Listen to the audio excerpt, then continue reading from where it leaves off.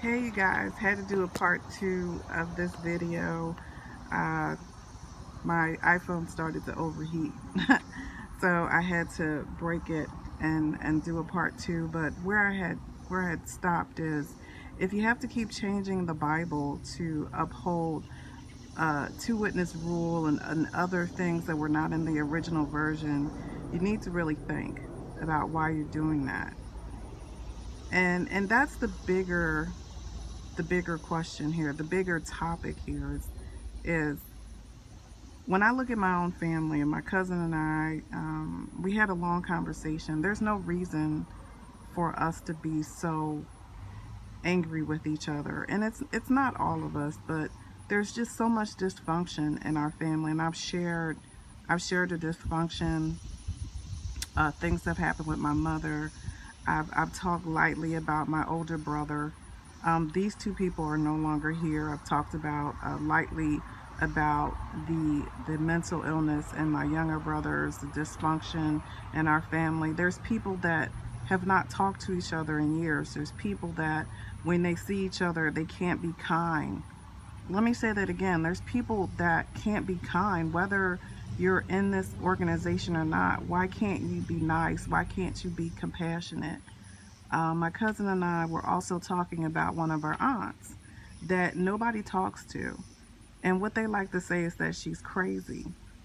But what we were saying is that maybe she acts the way she does because she was sexually abused by her father, and it was swept under the rug. And I mean, people do act out, people do have issues when they've been abused growing up, but nobody's supposed to talk about that. you know um, my cousin and I actually talked about another family member, and how situations happened with that family member, and instead of people actually addressing it and people actually being nice and kind about it, that they actually mistreated her, or said that whatever happened to her was not valid, or and that's not right either. That's not fair either. So my thing is that the mentality of the organization itself, the mentality of the teaching is, if it's not seen by two people, if it's not known by two people, then it's the severity of it is not important, or you need to shake it off, or you need to move on. And that's part of the issue that I think is a part of the dysfunction that I see not only in my family, but I see it in the Jackson family. And that goes back to the teachings of this organization. And that's why I just wanted to have a conversation today. Again, it's not bash fest.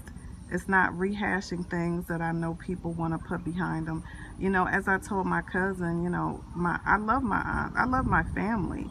I didn't bring up anything about our family to embarrass anyone. I did it because I want people to know that there are people out there that have gone through what they have gone through, and we have to do it because we want people to realize that they're not alone, and we're holding this organization accountable for their incorrect teaching.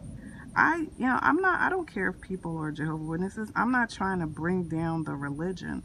What I'm trying to do is get people that have issues, that have gone through similar situations, to know that it's not right for people to mistreat them. It's not right for people to shun them. It's not right for you to feel like you've been wronged. And the dysfunction that you see in families like the Jacksons, like my own family, is because of the incorrect teaching. So, what can you do? Enlighten yourself. Talk to your family members. They exist, they're here. There's no reason for you to be unkind to them. Kindness goes a long way. Compassion goes a long way. To dismiss people by calling them crazy, by, making, just ridiculous accusations is wrong. And that is my topic today. I hope everyone has a beautiful weekend. Have a beautiful day. If you haven't gotten out and the weather permits where you're at, please do.